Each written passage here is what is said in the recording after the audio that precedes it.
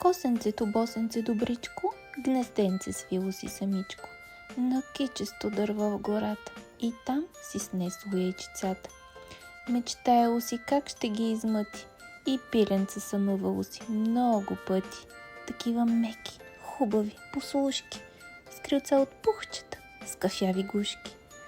Но ето, че научила се рано да обикаля косето лисана. Ласкаела го с глас учтиво. Душито косе, да си живо, ще ми дадеш ли яйчице едничко? Какво ще кажеш, птиченце добричко? Медет си капел от устата, а после хапвала си яйчицата. Ден след ден по яйчице и давал със свито сърчице.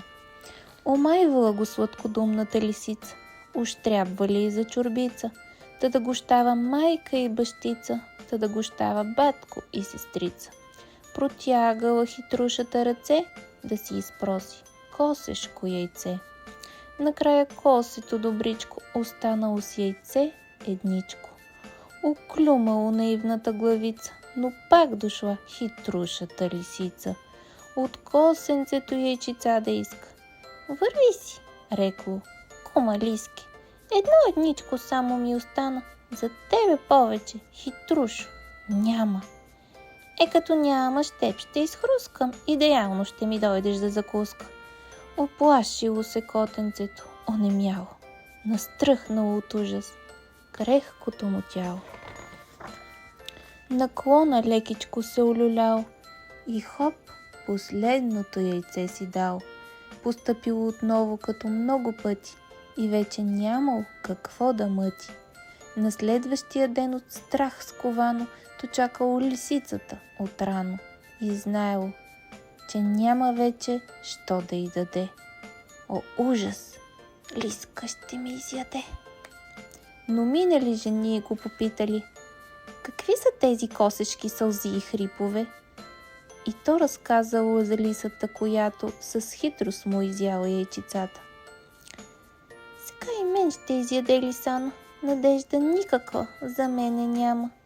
И нямам пиленца да ми пилукат, мили, ревяло косе босе с всички сили.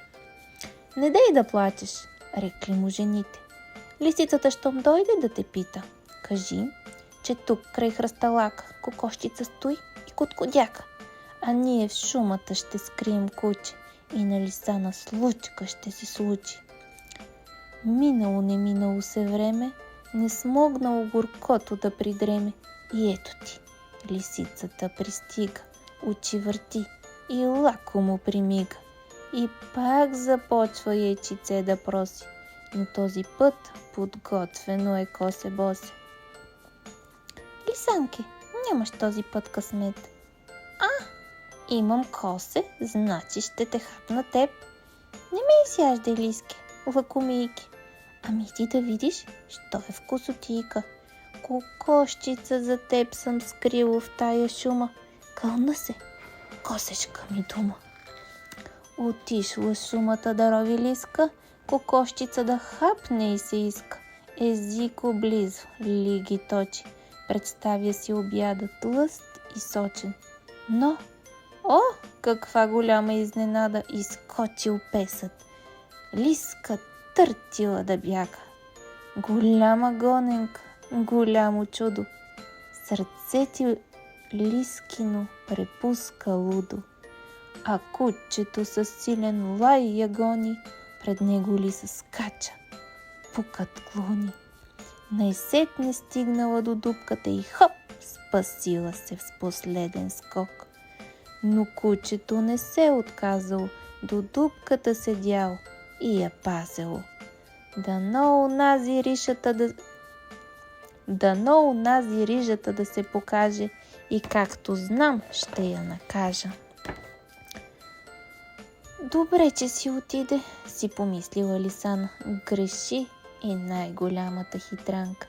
Не знаела, че вънка кучето я чака и лиска питала си първо двата крака. Крачка, докато тичахме, как викахте? Беш ли иска да бягаме? Иска ли питане? Ах, скъпи крачета, бързи и диви, вашите обуя в бутушки красиви. А вие, ръчички, как думахте, мили? Беш ли иска да бягаме? С всички сили. О, за вас ще купи кака гривнички, ръчички мои, ненагледни милички. А вие, сладки очички, как викахте? Беш ли иска да бягаме? Иска ли питане? Очилца прекрасни ще ви купи кака. Още утре, само маличко почакайте. А ти, опашко моя рижа, какво говореше, че ме е грижа? Дръж, куче, ли са за опашката? Така ли? Ей, сега ще стане страшно. За мене, щом не мислиш, кучетата яли. И както си говорила, Лисана я подала от дупката, че да я сплаши. Ала изведнъж нахвърлило се кучето и здраво дръж. То теглило навън, навътре лиска, започнала хитрушата да писка.